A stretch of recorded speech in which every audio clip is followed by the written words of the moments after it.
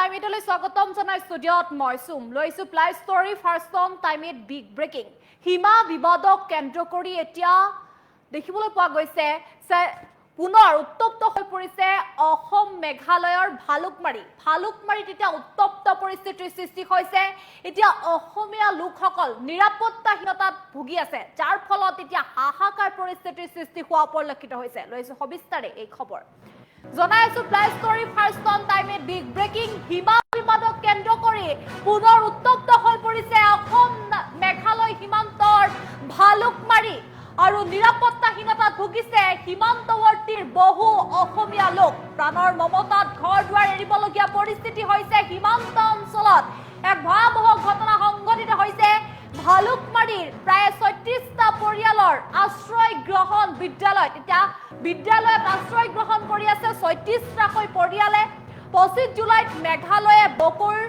ভালুকমাৰী গাঁও নৰ্থ গাৰো হিলছৰ অন্তৰ্ভুক্ত বুলি লগাইছিল সাইনবোৰ্ড আৰু মেঘালয়ৰ এই কাণ্ডৰ তীব্ৰ বিৰোধিতা কৰিছিল সীমান্তৱৰ্তী অসমীয়া লোকসকলে তাৰ পাছতে উত্তপ্ত পৰিস্থিতিৰ সৃষ্টি হয় আৰু একাংশ অসমীয়া লোকক প্ৰহাৰ কৰাৰ অভিযোগত বকো থানাত এজাহাৰ দাখিল কৰিছিল তাৰ পাছতে মুখ্যমন্ত্ৰীৰ হস্তক্ষেপ বিচাৰি শীঘ্ৰেই সীমা সমস্যা সমাধান কৰাৰ দাবী জনাইছে সীমান্তৱৰ্তী অসমীয়া লোকসকলে জনাই আছো এই মুহূৰ্তৰ এক বিগ ব্ৰেকিং নিউজ সীমা বিবাদক কেন্দ্ৰ কৰি পুনৰ উত্তপ্ত হৈ পৰিছে অসম মেঘালয় সীমান্ত ভালুকমাৰীত এতিয়া উত্তপ্ত পৰিস্থিতিৰ সৃষ্টি হৈ আছে নিৰাপত্তাহীনতাত ভুগিছে এতিয়া সীমান্তৱৰ্তীৰ বহু অসমীয়া লোকে নিৰাপত্তাহীনতাত ভুগিছে প্ৰাণৰ মমতাৰ ঘৰ দুৱাৰ এৰিবলগীয়া পৰিস্থিতি হৈছে সীমান্ত অঞ্চলত ভালুকমাৰীৰ প্ৰায় ৩৬টাকৈ পৰিয়ালৰ আশ্ৰয় গ্ৰহণ বিদ্যালয়ত এতিয়া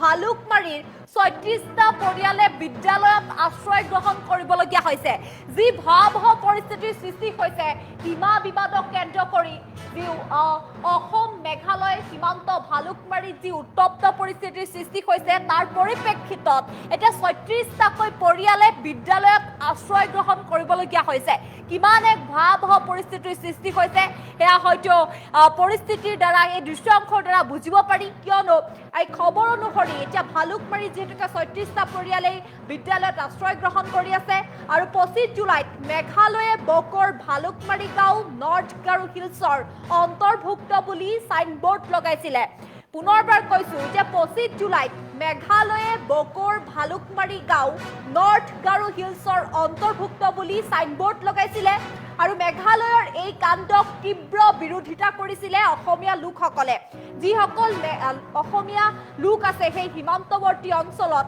সেই মেঘালয়ৰ এই কাণ্ডক তীব্ৰ বিৰোধিতা কৰিছিলে যাৰ ফলত এই উত্তপ্ত পৰিস্থিতিৰ সৃষ্টি হয় আৰু একাংশ অসমীয়া লোকক প্ৰহাৰ কৰাৰ অভিযোগ উঠিছে তাৰ বাবে সেই প্ৰহাৰ কৰাৰ অভিযোগত বকো থানাত এজাহাৰ দাখিল কৰিছিলে আৰু তাৰ পাছতেই মুখ্যমন্ত্ৰীৰ এতিয়া হস্তক্ষেপ বিচাৰি শীঘ্ৰেই সীমা সমস্যা সমাধান কৰাৰ দাবী জনাইছে সীমান্তৱৰ্তীৰ অসমীয়া লোকসকলে জনাই আছো আমি এই মুহূৰ্তৰ এক বিগ ব্ৰেকিং নিউজ দেখিবলৈ পাইছে কিদৰে সীমা বিবাদক কেন্দ্ৰ কৰি পুনৰ উত্তপ্ত হৈ পৰিছে অসম মেঘালয় সীমান্তৱৰ্তী ভালুকমাৰী অঞ্চলত উত্তপ্ত পৰিস্থিতিৰ সৃষ্টি হৈছে এতিয়া কিদৰে সীমা বিবাদক কেন্দ্ৰ কৰি অসম মেঘালয় সীমান্তৰ ভালুকমাৰীত উত্তপ্ত পৰিস্থিতিৰ সৃষ্টি হৈছে নিৰাপত্তাহীনতাত সীমান্তৱৰ্তী এতিয়া বহু অসমীয়া লোকে নিৰাপত্তাহীনতাত ভুগিবলগীয়া হৈছে সেই সীমান্তৱৰ্তী অঞ্চলত বাস কৰা লোকসকলে অসম মেঘালয় সীমান্তৱৰ্তী যি ভালুকমাৰী অঞ্চলত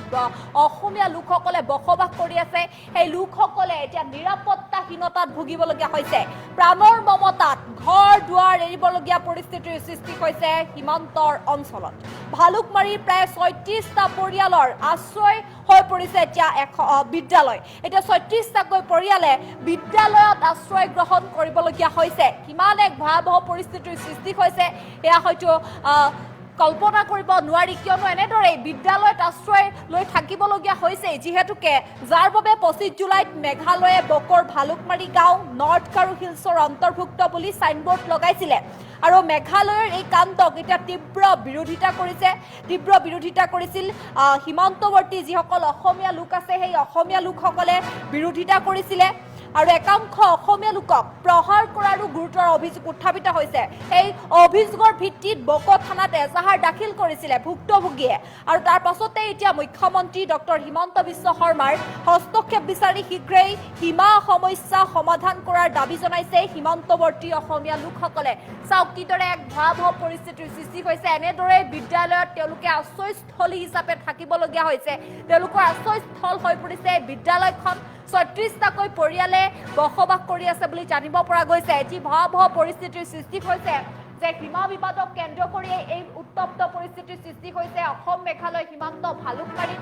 তাৰ বাবে এতিয়া বহু অসমীয়া লোকেই নিৰাপত্তাহীনতাত ভুগিবলগীয়া হৈছে এই সীমান্তৱৰ্তী অঞ্চলত। আমি পুনৰবাৰ কোৱাৰ প্ৰয়াস কৰিছো যে এতিয়া নিৰাপত্তাহীনতাত ভুগিছে বহু অসমীয়া লোক। প্ৰাণৰ মমতাত ঘৰ দুৱাৰ এৰিবলগীয়া পৰিস্থিতি হৈছে সীমান্ত অঞ্চলত। ভালুকমাৰীৰ প্ৰায় ৩৬টা পৰিয়ালৰ আশ্ৰয় হৈ পৰিছে এতিয়া বিদ্যালয়। এতিয়া বিদ্যালয়ত ৩৬টাকৈ পৰিয়ালে আশ্ৰয় ল'বলগীয়া হৈছে। ২৫ জুলাইত মেঘালয়ে বকৰ ভালুকমাৰী গাঁও নৰ্থ গাৰো হিলছৰ অন্তৰ্ভুক্ত বুলি চাইনবোৰ্ড লগাইছিলে। তাৰ পাছতে এই কাণ্ডক অসমীয়া লোকসকলে সীমান্তৱৰ্তী যিসকল অসমীয়া লোক আছে সেই অসমীয়া লোকসকলে তীব্ৰ বিৰোধিতা কৰিছিলে। তাৰ পাছতেই একাংশ অসমীয়া লোকক প্ৰহাৰ কৰিছিলে আৰু সেই প্ৰহাৰ কৰাৰ এতিয়া যি অভিযোগ উঠিছে এই প্ৰহাৰ কৰাৰ অভিযোগৰ ভিত্তিত বকো থানাত এজাহাৰ দাখিল কৰিছিলে আৰু মুখ্যমন্ত্ৰীৰ হস্তক্ষেপ বিচাৰি শীঘ্ৰেই সীমা সমস্যা সমাধান কৰাৰ দাবী জনাইছে সীমান্ত। পৰ্যন্ত বাইদেউ এতিয়া ২-৩ মাহ আগৰ কথা মানে সেইদিনা যোৱা ক'লে আমি ঘৰত শুব নপৰা হ'ল। কিয়নো আমাৰ সেই মেঘালয় ছাপৰ্টাৰবিলাকে আৰু ওচৰত থকা গাঁওবিলাকে তাহা জমা হৈ আহি আমাক মানে ডিষ্টাৰ্ব কৰে, মানে মাৰিব বা এনেকুৱা কথা কয়। সেইকাৰণে আমাৰ মনত ভয় লাগে, মানে বেয়া লাগে। সেইকাৰণে আমি গাঁৱত থাকিব ভয়। সেইকাৰণে আমি কালি ৰাতিও মানে সেইকাৰণে আমি ওই মজাবাৰী এল পি স্কুলত যাইখিনি তাতে আমি ল'ৰা ছোৱালীবিলাক তাতে থাকিছোঁ। সেইকাৰণে আমি অসমত CM-ক ৰিকুৱেষ্ট কৰোঁ যে আমাক বচাওক। যেনে আমাৰ যিখিনি সমস্যা হৈ আছে, যিখিনি আসাম মেঘালয় মানে এই মাটিটো মানে অসমৰে হয়, আগৰ পৰা অসমৰে হয়, কিন্তু তাই মেঘালয় কৰিবলৈ বিচাৰি আছোঁ। সেইটো আমি নোখোজোঁ, মানে আমাক নালাগে, কিন্তু আমি অসমতে থাকোঁ।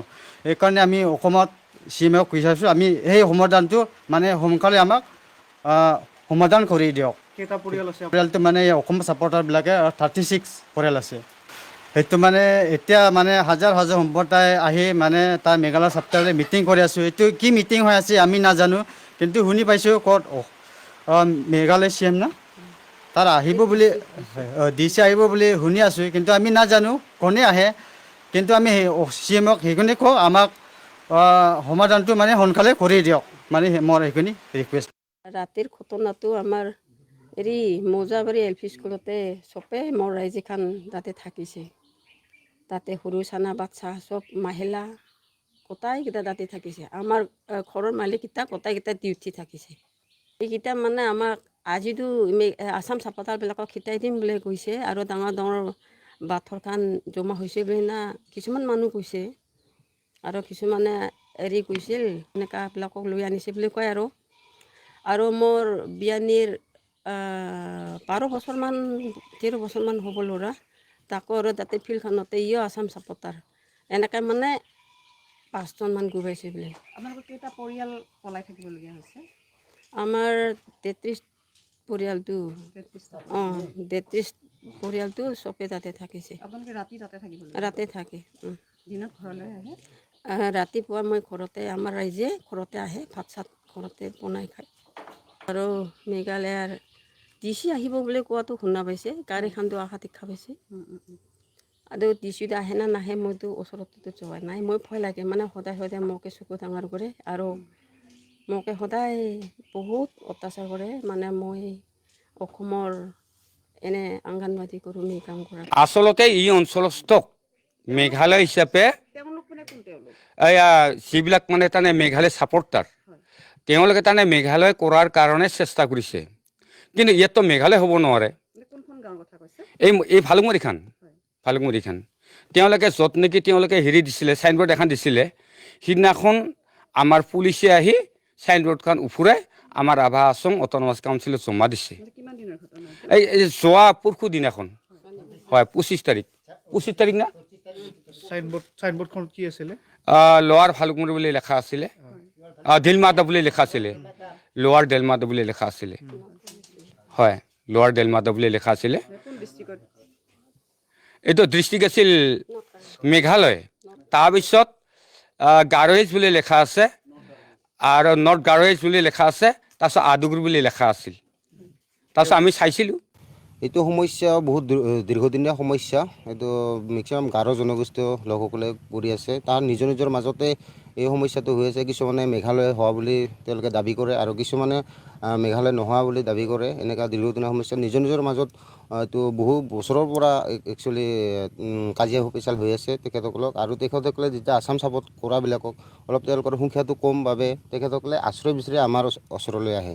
এতিয়া আমি তেখেতসকলক ৰক্ষণাবেক্ষণ দিব লগা হৈছে। আমি ৰাভা ছাত্ৰ সন্থাই যিখিনি পাৰোঁ তেখেতলোক মানৱতাৰ খাতিৰত আমি তেখেতসকলক আমি খাদ্য যোগান থকাৰ আশ্ৰয় দিব লগা হৈছে। কিয়নো তেখেতসকলৰ মাজতে কাজিয়া হৈ পেলাই মাৰপিট কৰিব খোজে, ঘৰ জ্বলাই দিব বিচাৰে। এনেকুৱা নিচিনা সমস্যা, এইটো দীৰ্ঘদিনীয়া সমস্যা। গতিকে আমি এই চেনেলৰ জৰিয়তে অসম চৰকাৰক আৰু প্ৰশাসন বিভাগক আমি গুৰুত্ব দিবলৈ আৰু এই সমস্যাটো সমাধান কৰিবলৈ আমি অনুৰোধ জনাইছোঁ। আগৰ পৰা সমস্যাটো হৈ আছে। 36 আছাম ছাপোৰ্টাৰ আছে এখন ভালুকমুৰি বুলি গাঁও। ভালুকমুৰি গাঁৱত দুদিন ধৰি সেই সমস্যাটো হৈ আছে। যোৱাকালি 36 গাঁৱৰ মানুহ আমাৰ ৰাভা গাঁৱৰ ফালে আহিছিলে আৰু আমি ৰাভা ছাত্ৰ সন্থাই তেখেতলোক থকাৰ ব্যৱস্থা কৰিছিলোঁ। আজি আৰু অসম চৰকাৰে গৈ পেলাই পুলিচ প্ৰশাসনে গৈ পেলাই তেখেতসকলক মীমাংসা কৰি দি আহিলে। আৰু তথাপিও মেঘালয়ৰ হাজাৰ হাজাৰ মানুহ যেনে আৰু বেলেগ গাঁৱৰ পৰাও তেখেতসকলে মানুহ মাতি পেলাই হেৰি কৰি আছে, মানে আছাম ছাপোৰ্টসকলক অত্যাচাৰ কৰি আছে। তেনেকুৱা ধৰণৰ আজি আৰু আলোচনা কৰিলে আৰু আলোচনা কৰি পেলাই কি সিদ্ধান্ত লয় এইটো পিছতহে গম পাম আৰু।